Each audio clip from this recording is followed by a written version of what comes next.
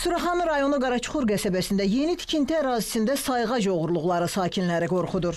Qaraçuxur qəsəbəsindəki Əhməd Mehbalıyev 7 ünvanındayıq. İddialara görə gördüyünüz məhəllədəki 2 mərtəbəli köhnə evlər sökülür.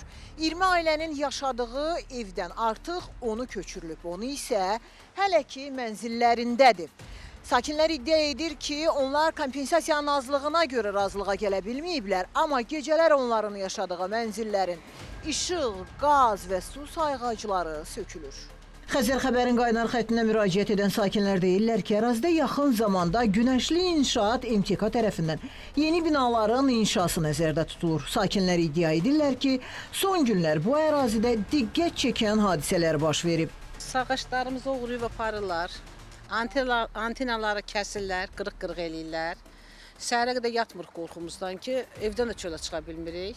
Amma oğurluq binanın söküntüsünə görə oğurluq çoxalıbdır. Hələ oradan ev götürməmişik, razılaşmamışıq. Mən deyə bilmərəm ki, MTK-nın işidir, yox, mən deyə bilmərəm. Narazılı olduğunuz məqam nədir onun? Narazılığımız odur ki, oraya getmək istəyirəm, pul versinlər, həyət bir ev alım çıxım. Bunu elə bilim, mən pul istəyirəm da, deyirəm ki, mənə əgər evlə təmin eləmirsiniz, məsələn, mənim kvadratım bəlkə 100 metrdən çoxdur. O deyir, yox, mən bu evi verirəm, üstündə pul da verir.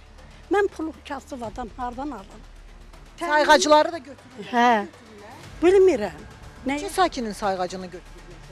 Bilmirəm, valla 3 adamın da elə götürdülər bu yanda.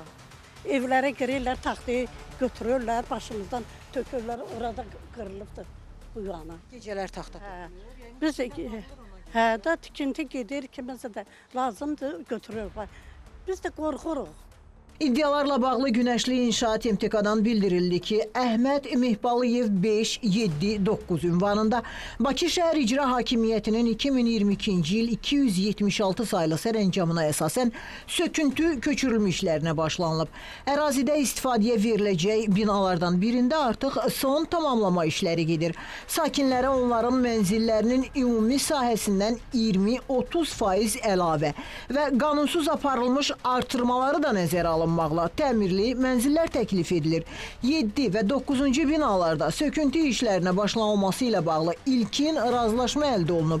31 ailəyə köçürülüb. 4 ailə isə tikinti şirkəti ilə razılaşmadığına görə hazırda məsələ məhkəmə müstəvisindədir. Ərazidə son günlər baş vermiş oğurluqlara gəlincə, Daxili İşlər Nazirliyinin mətbuat xidmətinin əməkdaşı Lumu İsrafilli bildirdi ki, artıq əməli törətməkdə şübhəli bilinən 45 yaşlı Rauf Ümmətov polis əməkdaşları tərəfindən müəyyən olunaraq saxlanılıb. Sevinç Vaqif qızı, Namiq Hüsiyev, Xəzər xəbər.